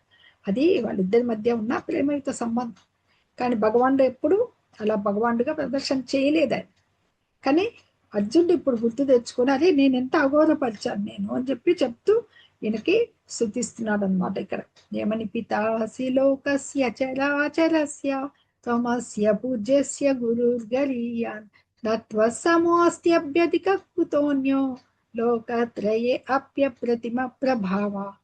ఈ సమస్త లోకానికి, చరాచరాలకు నీవే తండ్రివి, నీవే దానికి పరమ పూజ్యుడవు. పితాసి లోకస్య చరాచరం, కదిలేవి కదలవన్నిటికి పరమ పూజ్యుడవు. త్వమస్య పూజ్యస్య గురుర్గరీయాన్, అత్యున్నత ఆధ్యాత్మిక గురువు. ఇప్పుడు ఆధ్యాత్మిక గురువుగా భగవంతుడు అవతారం ఎత్తాడు కదా ఈయనకి బోధ చేయడానికి. నీకంటే గొప్పవారు నత్వ సమో అస్త్యభ్యతిక కుతోన్య, ఎవ్వరు లేరు సమానమైన వారు.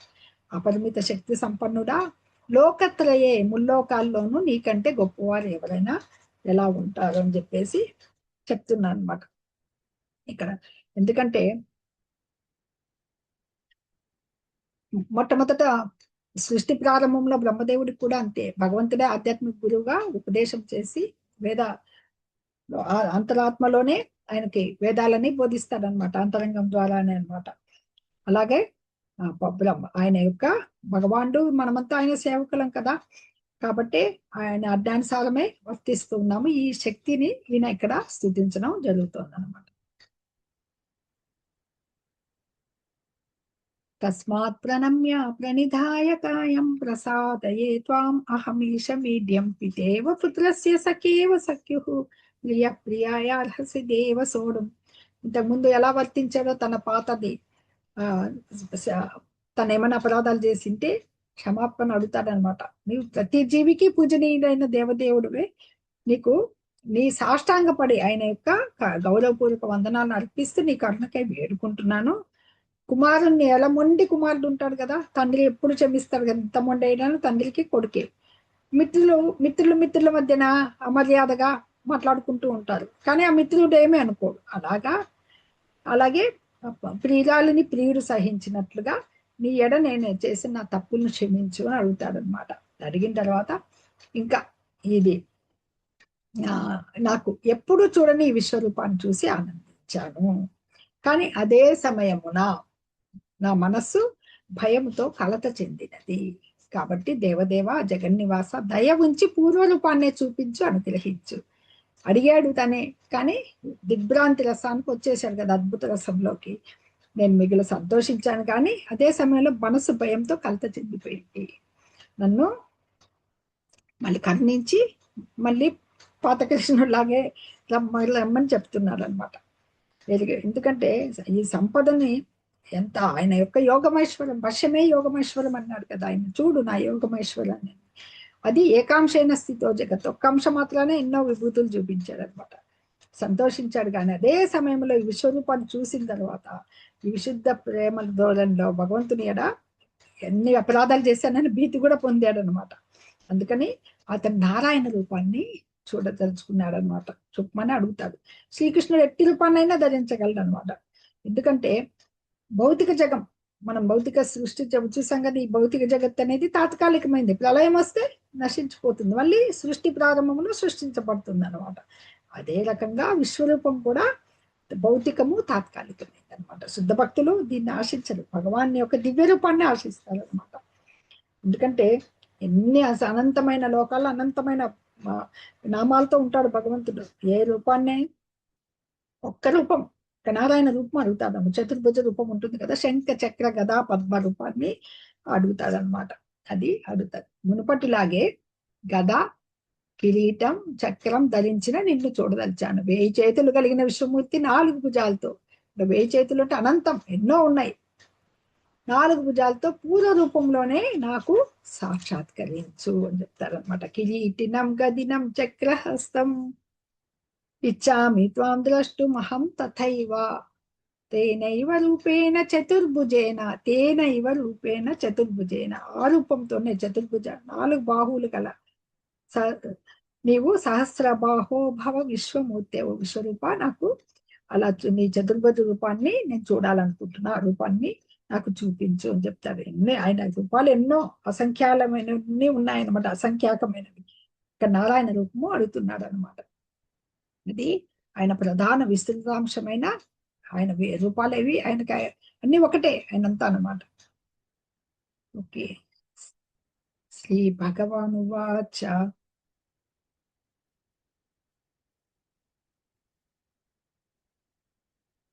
ఓకే. శ్రీ భగవానుడు పలికాను, నా అంతర్గత శక్తి ద్వారా భౌతిక ప్రపంచంలో అత్యున్నత సార్వత్రిక రూపాన్ని సంతోషంగా నీకు చూపించాను. తేజోమయము, సర్వోత్తమం, సనాతనం, అనంతమైన ఈశ్వరూపం నీకు ముందు ఎవ్వడూ ఎప్పుడు చూడలేదు. అర్జునుడు ఎంత అదృష్టవంతుడో చూడండి. ఎవ్వరికి కూడా చూపించలేదంట. భగవంతుడి ఎన్ని యుగాల నుంచో ఉన్నాడు, ఎన్నెన్నో లీలలు జరిగాయి, ఎన్నో అవతారాలు తీసుకోవడం జరిగింది, ఎంతమందో దేవతలు ఉన్నారు, ఎవ్వరు కూడా చూడలేదు. ఆంతరంగిక శక్తి ద్వారా భౌతిక ప్రపంచంలో ఈ భౌతిక జగత్తుకు సంబంధించినది భౌతిక ఈ అత్యున్నత సార్వత్రిక రూపాన్ని సంతోషంగా నీకు చూపించాను. నువ్వు అడిగావు కదా, చూపించాను అని. తన భక్తుడైన అర్జున్ని కరుణ కలిగిన భగవంతుడు ఇది చూపడం జరిగిందనమాట. ఆ సూర్యుని వలె హరే కృష్ణ ప్రకాశిస్తున్న ఆ రూపము పలు ముఖాలు మార్పు చెందుతూ ఉంటాయన్నమాట. అర్జునుని కోరికని పూర్తిగా తీర్చేదానికి ఆయన అలాగా చేయడం జరిగింది. కానీ అది మానవ ఊహకి అతీతమైందనమాట. కానీ భక్తుడైన అర్జునుడి వలన శ్రీకృష్ణుడి చే చూపబడింది ఇది ఊర్ధ్వలోకస్తులు కూడా చూడగలిగారు. ఇప్పుడు ఆధ్యాత్మిక లోకంలో ఉన్న ఇతర భక్తులు కూడా చూడగలిగారు అన్నమాట.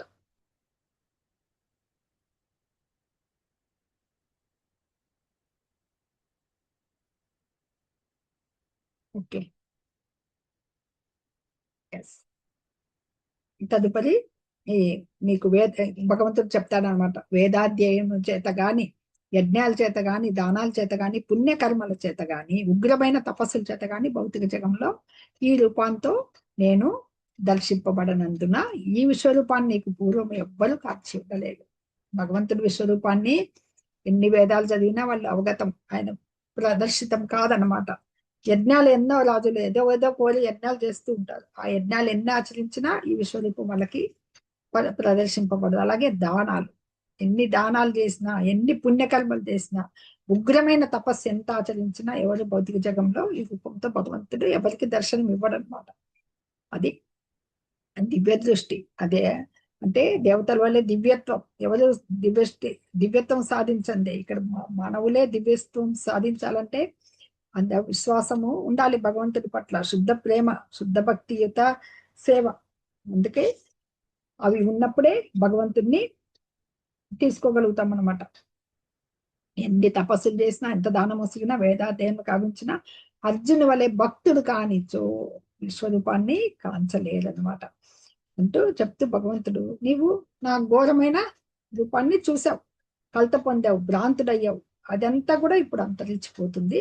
అన్ని కలతల నుండి విముక్తుడిపై నీవు కోరిన రూపాన్ని నేను ప్రశాంతమైన మనసుతో ఇప్పుడు చూపిస్తాను అని చెప్పారు అనమాట భగవంతుడు. ఇంకా ఎందుకంటే వ్యత నొందింది ఎందుకు? గురు సమానులైన పితృ సమానులు, అదే పితామహుడు కదా, భీష్మద్రోణుని వధించాలి కదా అని వెద చెందాడు కదా. ఆ పితామహుని వధించటందు అసలుకి ఎలాంటి ఇది లేదు. ఎందుకంటే ఈ ధృతరాష్ట్ర తనయులు వీళ్ళు కౌరవులంతా ద్రౌపదిని నిండు సభలో ఆమెని ద్రౌపది వస్త్రాపహరణం అవమానించినప్పుడు భీష్మద్రోణులు కూడా మౌనం వహించారు. ధర్మం తప్పారు అక్కడ.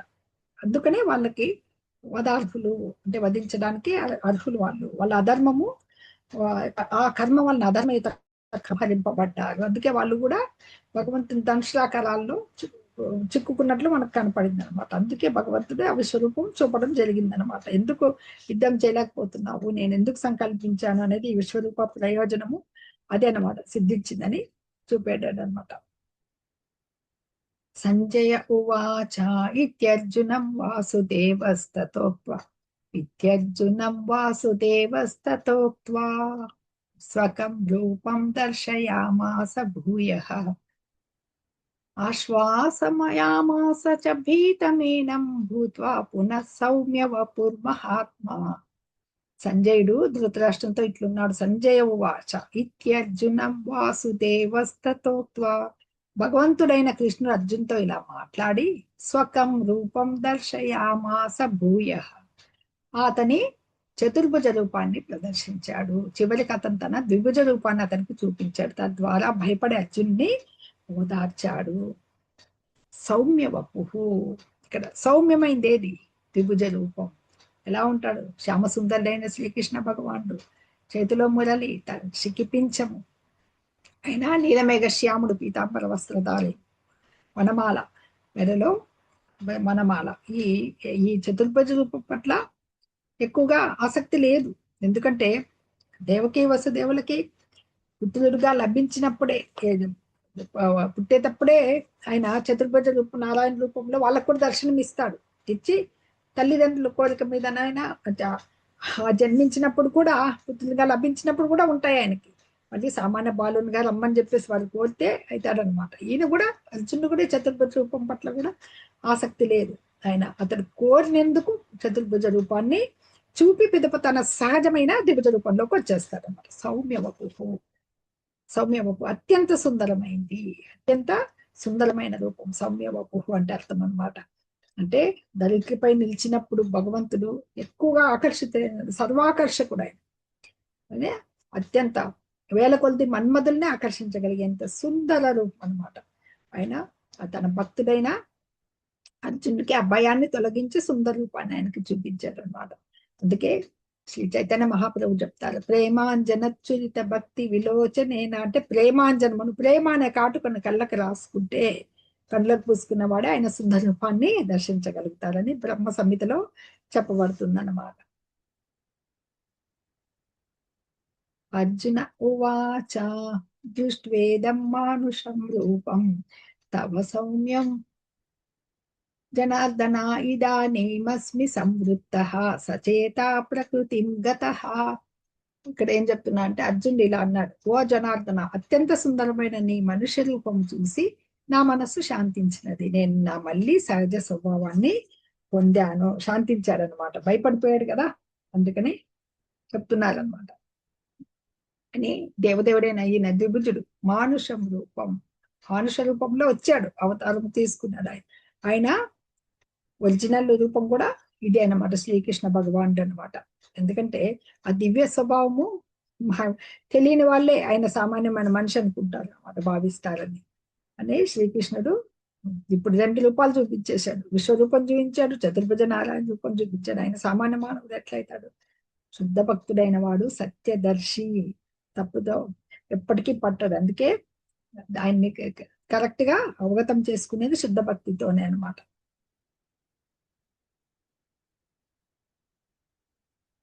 తదుపరి 52వ శ్లోకం ఏం చెప్తుందంటే, సుదుర్దర్శమిదం రూపం, శ్రీ భగవాను వాచ సుదుర్దర్శమిదం రూపం దృష్టవానపి యన్మమ దేవ అప్యస్య రూపస్య నిత్యం దర్శన కాంక్షిణః. నీవు ఇప్పుడైతే ఏదైతే ద్విభుజ రూపం చూస్తున్నావో ఓ అర్జున, అది చూడడానికి చాలా మిగులు దుర్లభమైంది. అత్యంత ప్రియమైన ఈ రూపాన్ని దర్శించిన అవకాశానికి దేవతలు సైతం నిత్యము వేచి ఉండురు. ఎందుకంటే విశ్వరూపము ప్రదర్శనం అనేది చూపించాడు. అక్కడ విశ్వరూపము ఎన్నో పుణ్య కార్యాలు, యజ్ఞాలు, యాగాలు ఏం చేసినా దర్శనానికి సాధ్యం కాదని చెప్పాడు భగవంతుడు. అన్ని చేసినా అది దొరకదు అని చెప్పేసి. ఆ ద్విభుజ రూపము ఇంకా గుహ్యమైంది అనమాట. అది సుదుర్దర్శం అంటే ఆ పదం అనమాట. తపస్సు, వేదాధ్యయనము, తాత్విక చింతనము, కల్పనాలు, ఊహాలు అన్ని కూడా కర్మలకి, ఇవన్నిటికీ కొంచెము భక్తి కొద్దిగా వచ్చిందంటే విశ్వరూపాన్నన్నా చూడగలుగుతారు. కానీ దిగుజ రూపం అనేది చాలా, ఎందుకంటే మనం 7వ అధ్యాయంలో చెప్పాం, కారణోదక షాయి, గర్భోదక షాయి, క్షీరోదక షాయి. క్షీరోదక షాయే విష్ణువు, కారణోదక షాయి మహావిష్ణువు. అయితే ఆయన దగ్గరనే దేవతల కష్టాలన్నీ బ్రహ్మనే వెంట పెట్టుకుని వెళ్ళి మొరపెట్టుకుంటూ ఉంటే ఆయన అవతారాలు తీసుకుంటూ ఉంటారన్నమాట. బ్రహ్మ రుద్రాది దేవతలు కూడా దుర్లభమైంది అంటే ఆయన ఒరిజినల్ ఫామ్ వచ్చి దిగుజ రూపం. అందుకే భాగవతం చెప్తుందన్నమాట. ఆయన్ని అసలు దేవకి గర్భవతిగా ఉన్నప్పుడే వాళ్ళు వస్తారు, దేవతలంతా వచ్చి ఎప్పుడెప్పుడు ఈయన ఉదయిస్తాడా ఈ భౌతిక జగంలో అని చెప్పేసి గర్భంలో ఉన్నప్పుడే లోకాల నుంచి విచ్చేసి ఆ సమయంలో ప్రార్థన చేస్తారన్నమాట. ఆయన రాకుండా ఇంకా జన్మించకుండా ప్రార్థన చేస్తారన్నమాట. భగవంతుడే చెప్తున్నాడు ఇక్కడ. ఇంకా ఏం చెప్తారంటే, ఎవరికి ఎందుకు శ్రీకృష్ణుడి గురించి ఎలా తెలుసుకోవాలి, శ్రవణ కీర్తనాలు. వాడికి శ్రీకృష్ణుడు ప్రియుడు కాగలడు అనమాట. యోగమాయచే కప్పబడి ఉన్నాడు ఆయన. ఆ యోగమాయచే కప్పబడినందుకే సర్వులకి దర్శనీయుడు కాదనమాట. ఈ దివ్య చక్షువులతో ఏదైతే ఇప్పుడు అర్జునుడు చూశాడో, నీవు గాంచుతున్న ఈ రూపము వేదాధ్యయనము, తీవ్ర తపస్సులు, దానాంత పూజలు చేయని అవగతం కాదని చెప్పాడు కదా. నన్ను యథార్థంగా కాంచేందుకు అవన్నీ సాధనాలు కావు. అవన్నీ భగవంతుడిని అర్థం చేసుకునేది కాదు. అంటే భగవంతుడు మొత్తానికి మనకి ఈ అధ్యాయాల్లో చెప్పబడేది ఇది, భగవంతుని ఎలా దర్శించాలి. శుద్ధ భక్తి, అది మనకు 9వ అధ్యాయంలో వస్తుంది. సతతం కీర్తయంతో యతంతశ్చ దృఢవ్రత, భగవంతుని మీద విశ్వాసంతో నమ్మకంతో సతతం కీర్తయంతామాస్, దాన్ని నిరంతరము శ్రవణ కీర్తనాలు. హరే కృష్ణ. ఈ కలియుగానికి నేను ఎవరిని ఏ దీన్ని అన్నాడు భగవంతుడు, ఆయన యజ్ఞాన్ని అన్నాడు, జప యజ్ఞాన్ని. హరే కృష్ణ కృష్ణ కృష్ణ హరే హరే, హరే రామ రామ రామ హరే హరే. నేను ప్రశ్నలు అడిగాను, మీరు చాట్ బాక్స్ లో పెట్టారా? కొంచెం వెళ్దామా, అయిపో వచ్చింది కానీ. హరే కృష్ణ. ఓకే. సింధూజ, వేదాల్లో సామవేదం, యక్షరాక్షసుల్లో కుబేరుడు, సేనా నాయకులో కార్తికేయ. ఓకే. భృగు ఋషుల్లో, ఓంకారంలో శబ్దం, ఓంకార శబ్దం, స్తవం. ఓకే. హిమాలయాలు, హరిబోల్ మాతాజీ, రోహిత్య మాతాజీ. ఓంకారము, యక్షర, కుబేరుడు, శ్రవణాల్లో హిమాలయాలు. హరిబోల్ హరిబోల్ బాగా ఫాలో అయ్యారు మాతాజీ. గత అధ్యాయము చాలా బాగా చెప్పారు. వసంత ఋతువు కూడా చెప్పారు. Very good Mataji. తెలుగులో రాశారు. కళ్యాణి మాతాజీ, హరిబోల్ మాతాజీ. మీరొక్కరు బ్రహ్మ మానస పుత్రులు, సనక సనందాదులు. మొత్తము సనక, సనంద, సనాతన, సనత్ కుమార్, నలుగురు కుమారులు అన్నమాట వాళ్ళు. మహర్షుల్లో భృగువు, ధనుల్లో ఓంకారం, చలనం లేని వాటిలో హిమాలయ పర్వతం, కుబేరుడు, సేనానాయకులు. ఈ ముగ్గురు మాతాజులకి అది బోలండి. చక్కగా ఆన్సర్ చేశారు నిన్నటి అధ్యాయంపై. ఓకే.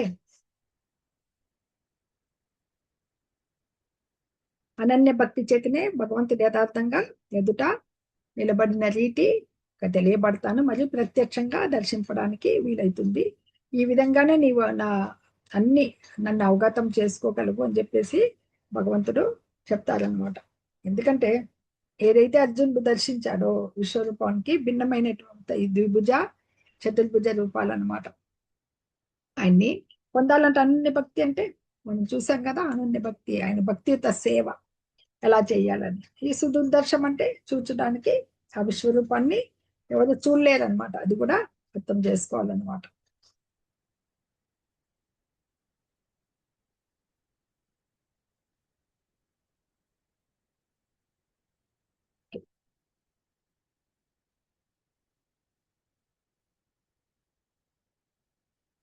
మత్కర్మ కృన్మత్పరమో మద్భక్త సంగవర్జిత నిర్వైర సర్వభూతేషు యస్స మామేతి పాండవ.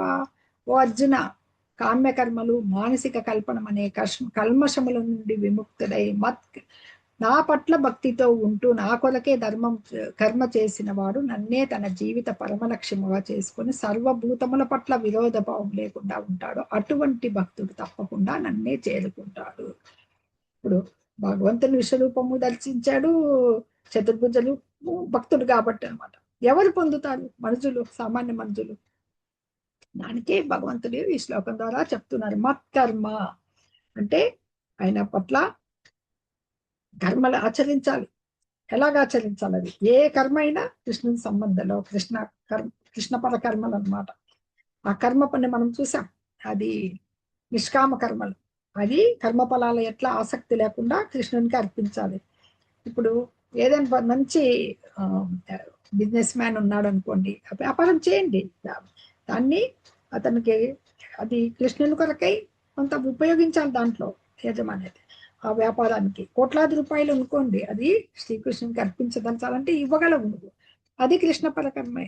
మనం పెద్ద భవంతి కట్టుకునే బదులు భగవంతుడికి ఒక దివ్య మందిరానికి డొనేషన్ ఇవ్వండి. ఇందులో శ్రీకృష్ణుని చూసుకొని ఉండొచ్చు కదా.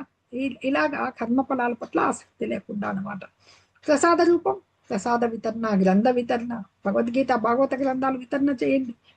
అలాగే ఈ భావ ఇలాగా అంటే ఏదైనా కానీ యజమాని భగవంతుడే అనే భావనే కృష్ణ భక్తి రస భావన అనమాట. అది ఇంకా సరే కొంచెం మధ్య తరగతి మానవుడు ఉంటాడు, ఇవన్నీ చేయలేడు, ధనం ఉండదు, కానీ చేయడానికి అవకాశం ఉంది. అదే మందిరానికి ఏదైతే కృష్ణ మందిరం ఉందో దానిని శుభ్రపరచండి, దానికి వచ్చే భక్తులకు సేవ చేయండి. ఎలాగే చేయొచ్చు. ఎంత మన భారతదేశంలో ఎంత బీదవాడైనా ఇంటిలో చిన్న పెరడు ఉంటుంది కదా, ఆ పెరడులో తులసి మొక్కలు పెంచండి. ఆ తులసి మొక్కలతో మాలలు కట్టి మత్కర్మ, నా పరమైన కర్మలు అంటే కృష్ణపర కర్మలు ఇలా ఉంటాయి. ప్రసాదం చేయడం, తులసి మాలలల్లి భగవంతుడికి సమర్పించవచ్చు అనమాట. ఎందుకంటే ఆయన చెప్పాడు, పత్రం పుష్పం ఫలం తోయం యోమే భక్త ప్రయచ్చతి అని చెప్పాడు కదా. అందుకని తులసి వనాన్ని పెంచవచ్చు. ఇలాగా కొన్ని ఉదాహరణలు మాత్రమే అనమాట. ఇంకా మత్పరమహ అన్నాడు భగవంతుడు. అంటే నాకు మత్పరమహ, నన్నే పరమగతిగా భావించచ్చు. ఆయన పరమగతిగా అనేది సూచిస్తోంది అనమాట. ఎక్కడికి భక్తుడు మిగతా లోకాలకు వెళ్ళాలని కోరుకోడు. ఎన్నో దివ్య లోకాలు ఉన్నాయి. కృష్ణ లోకానికి వెళ్ళాలంటే ఆయన మత్పరమ అంటే ఆయన దగ్గరికే వెళ్ళాలని కోరుకుంటారు అనమాట. దానికి అది ఎలా వెళ్ళాలి? మద్భక్త, ఎలా? ఆయన భక్తుడై ఉండాలి. మనం చాలా చెప్పుకున్నాం నవమ అధ్యాయంలో, ఇంకా అధ్యాయంలో. ఏవి? నవవిధ భక్తి మార్గాలు: శ్రవణం, కీర్తనం, స్మరణం, పాదసేవనం, అర్చనం, వందనం, అలాగే అర్చనం, దాస్యం, ఆత్మనివేదనం. ఇలాగా భక్తియుత సేవ ద్వారా పూర్తిగా నియుక్తులై ఉంటే ఆయనకి మద్భక్త, భక్తులు అలా చేసుకుంటూ ఉంటే సంఘవర్జిత అవుతారు. అంటే ఆయనకి ఇది సంగులకి ఉంటారు కదా, దుస్సంగులు అంటే భగవంతుని వ్యతిరేకులు ఉంటారు కదా, దూరుడు కావాలి. నాస్తికులకి వీళ్ళకి దూరంగా ఉండాలన్నమాట. ఈ భౌతిక కల్మషాల నుంచి విడిపడాలి ముందుగా. అందుకని కామ్యకర్మరతులకి, భౌతిక భోగావాంచులకి దూరంగా ఉండాలన్నమాట. అదే శుద్ధ భక్తి అవుతున్నప్పుడు. నిర్వైరహ, ఈ నిర్వైరహ అంటే ఇక సర్వుల ఎడ మిత్రుత్వాన్ని కలిగి ఉండాలన్నమాట. సర్వుల ఎడ మిత్రుత్వం ఎలా కలిగి ఉండాలి? ఎలా సాధ్యమవుతుంది? అంటే కొందరు వ్యతిరేకులు ఉంటారు కదా. ఎప్పుడైతే కృష్ణ భక్తిలో మనం ప్రవేశించినామో, ఈ కృష్ణ భక్తి రసవిధానంలో అందరికీ ఇది అందాలి అనే ఆలోచిస్తారు అనమాట. నేనొక్కడనే కాదు, అందరినీ భక్తులుగా చేయాలంటే వాళ్ళు కూడా సరైన పథంలో నడవాలి. మనం ఎక్కడి నుంచి వచ్చామని అలా భక్తిని ప్రచారం చేయడానికి భక్తులు ఎంతమందో ఎన్నో త్యాగాలు చేశారు, ప్రాణాలు కూడా పణంగా పెట్టారనమాట. అలాగా భగవత్ చైతన్యాన్ని విస్తరింపజేయడానికి త్యాగాలు చేయాలన్నమాట. ప్రహ్లాదుని చూస్తాం, ఎన్ని కష్టాలు పడ్డాడో. ధ్రువుడిని చూస్తాం అనమాట. అలా కృష్ణ భక్తిని ప్రచారం చేయకూడాలని అది చాలా కఠినమైంది, కానీ చేయాలి. అది నిర్వైరంగా ఉండాలన్నమాట. సర్వభూతేషు సమామేతి పాండవ, సర్వభూతముల పట్ల విరోధ భావం లేకుండా అలా చూస్తూ ఉన్నాయి. ఎవరి పట్ల విరోధ భావం ఉండదు. అందరిలోనే ఎందుకు? భగవంతుడు పరమాత్మ రూపంలో ఉన్నాడనమాట. అందుకనే ఎంత భక్తుల ఎడ శ్రీకృష్ణుడు ఎంత దయాలువై ఉంటాడనేది మనకి అర్థమవుతుంది దాంట్లో ఉన్నప్పుడు. భక్తుడైన వాడు ఆయన భక్తియుత సేవలు ఉన్నప్పుడే ఆయన ఎంత కరుణ చూపిస్తాడు అని చెప్పి, అనన్యా చింతయంతో మాం ఏ జన పరిపాసతే తేషాం నిత్యాభియుక్తానం యోగక్షేమం వహామ్యహం. ఆయన పట్ల మనం ఉన్నప్పుడే ఆయన మా కరుణతో మన క్షేమాలని చూస్తాడు. ఆయన అట్టి వారు వెళ్తారనమాట. ఇక్కడ మెయిన్గా అట్లాంటి భక్తుడు విరోధ భావం లేకుంటే కొన్ని లక్షణాలు భగవంతుడి ఇక్కడ చెప్పడం జరుగుతుంది అనమాట, ఎలా పొందగలగాలి ఆయన్ని. అంటే 9:34లో చూసాం కదా, మన్మనాభవ మద్భక్తో మధ్యాజీ మాం నమస్కురు మామే వైశ్య సత్యం తే త్వయం మత్పరాయణ అని. అక్కడ కూడా భగవంతుడు అదే చెప్పాడు, 9 లాస్ట్ శ్లోకం 9వ అధ్యాయంలో కూడా, నా భక్తుడు కాము నన్నే పూజించు. ఇక్కడ అదే చెప్తున్నారు భగవంతుడు, మత్కర్మ, నా పట్ల కర్మలు చెయ్యి, మత్పరము, నాయందే పరమగతిగా భావిస్తే నా భక్తి అందు నియుక్తుడై సంగవర్జిత, ఈ కామ్య కర్మలో మానసిక కల్మషం నుంచి విడిపడి నిర్వైర, అంటే ఎటువంటి శత్రువు లేని వాడు, అందరి పట్ల సమంగా ఉండాలన్నమాట. సర్వభూతేషు, అందరిలోనూ ఉండి ఎవరైతే ఇలా ఉంటారో నన్ను చేరుకుంటారు అని చెప్పేసి భగవంతుడు ఇక్కడ చెప్పడం జరిగింది. మొత్తంగా ఈ యొక్క శ్లోకంలో సారాంశం ఏమంటే, ఈ తాత్కాలిక ప్రదర్శనమే విశ్వరూపం. ఈ సర్వాన్ని హరించే కాలరూపం చూసాం, చతుర్భుజ విష్ణు రూపంలో, ఇవన్నీ కూడా భగవంతుడి చేతనే, శ్రీకృష్ణుడి చేతే ప్రదర్శించబడ్డాయి. కాబట్టి శ్రీకృష్ణుడే, ఈ వ్యక్తీకరణకి శ్రీకృష్ణుడే మూలం అనమాట. అంతేగాని ఆది అయిన విశ్వరూపము లేదా విష్ణువు నుండి కృష్ణుడు ప్రకటన కాలేదన్నమాట. శ్రీకృష్ణుడే మొత్తం సర్వ రూపాలకి మూలమై ఉన్నాడని ఇక్కడ అర్థమవుతుంది అనమాట.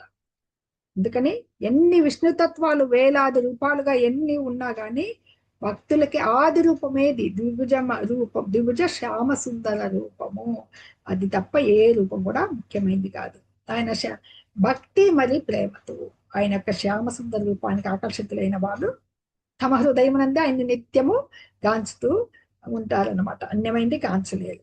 శ్రీకృష్ణుని రూపమే ప్రధానమైంది, దివ్యమైంది అనేది ముఖ్యంగా ఈ ఏకాదశాధ్యాయపు సారాంశము అందరూ అవగాహన చేసుకోవాల్సి ఉంటుందన్నమాట.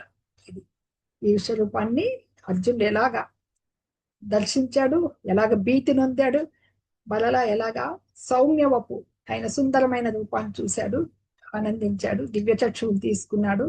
అందరికీ భవిష్యత్తులో రాబోయే జనులందరికీ కూడా ఈ కలియుగంలో అవతారాలను చెప్పుకుని తిరిగే వారందరికి కూడా అది సాధ్యం కాని పని. అవతారం విశ్వరూపం ఎవరు చూపలేరు, ఎవరికి చూపి ఉండలేదు, భగవంతుడు ఇప్పుడే చూపించాడు. ఒకే శయ్యాసనం, ఒకే శయ్య మీద కూర్చుని భుజాల మీద చేతులు వేసుకుని హే సఖ, హే మాధవ, హే యాదవ అని చెప్పేసి పిలిచిన అటువంటి ఆయనకి ఆ దేవాది దేవుడి యొక్క రూపాన్ని చూసి తరించిపోయాడు అనమాట. ఇది ఈనాటి ఏకాదశోధ్యాయం మనకు 11వ అధ్యాయంలో చెప్పబడింది. హరే కృష్ణ. భక్తులందరికీ ధన్యవాదాలు.